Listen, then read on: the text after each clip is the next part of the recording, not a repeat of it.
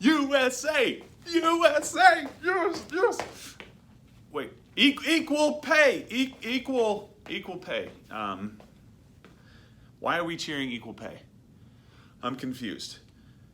This was an awesome World Cup win. The U.S. women's national team are awesome. They're fantastic. I love watching them play in World Cups because they do so well. They're one of the best teams in the history of the sport, probably the very best team other than other U.S. women's national teams that have been amazingly good. The gap is closing a little bit. There were some tough matches with France and England, but we pulled it out and we won. And so what we hear is fans going crazy around the world that love U.S. women's national soccer, right? Fantastic. That's great. That's exactly what we should all be doing. We should be celebrating together with them. But unfortunately, what I'm having to do today is talk about equal pay because this myth never dies, okay? Here's the thing. I know that it's a little bit difficult to calculate how revenue is generated for some of these teams, but it's not difficult when it comes to the World Cup. Let me give you just a little bit of an example. The winner of this year's World Cup is estimated to take home about $4 million. Well, that's not nothing, right? But it takes a lot of money to travel and to put teams up and to do all the things that you have to do for a World Cup. I don't know how much money they're going to make out of that, but the U.S. women's national team, I think they get 13%. I think that was the collective bargaining agreement that they negotiated. I think. Right? So if they get 13%, that's fantastic, go for it. 13% of the money is allocated towards the players. Well, here's the deal. The entire prize money for the entire World Cup, Women's World Cup by FIFA, the organization that puts it on essentially, is $30 million. Do you know what the men won last time? The winner of the last Men's World Cup?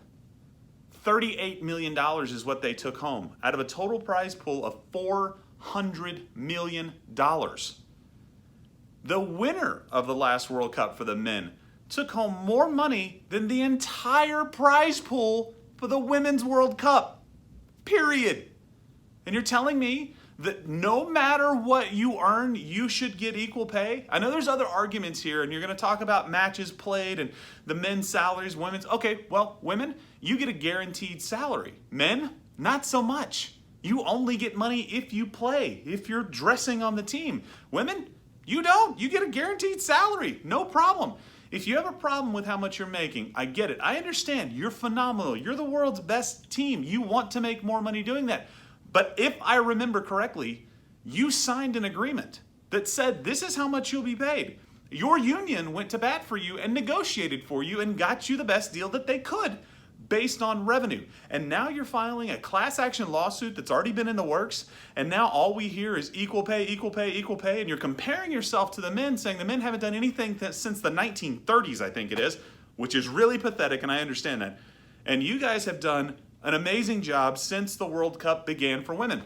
I understand all of that information. I get it. But your lawyer, and I'm going to read a quote, Jeffrey Kessler, who's the person who's representing the U.S., really the class action group of women who have gone to sue over equal pay with the men, quoted this: the USSF, the United States Soccer Federation, has an obligation under U.S. law to provide equal pay, get this last part, regardless of how FIFA discriminates. Is it discriminating when you spread more money around and people end up getting paid more? Is that discrimination when you take less money because you made far less money? $30 million prize pool versus $400 million women's, men's. That comes from revenue and sponsorship, guys. Sorry, I don't make the rules. If you want the women's national team to make more money, so do I. Go buy their jerseys. Go to the games. Spend money on sponsorship if you own a company. Do something to support them to give them more revenue so that they can make more money. But don't tell me this.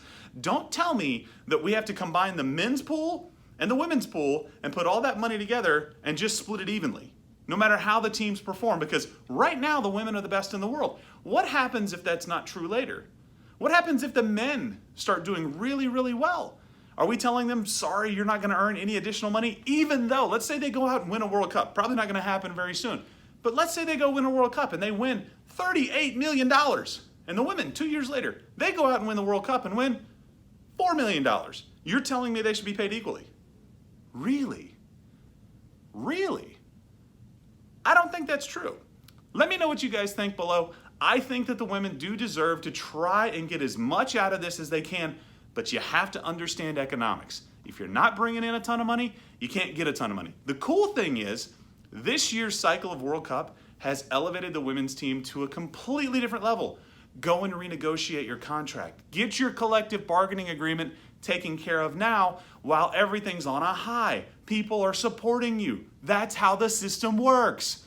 Go USA! I'm not necessarily for equal pay unless you're bringing in equal money.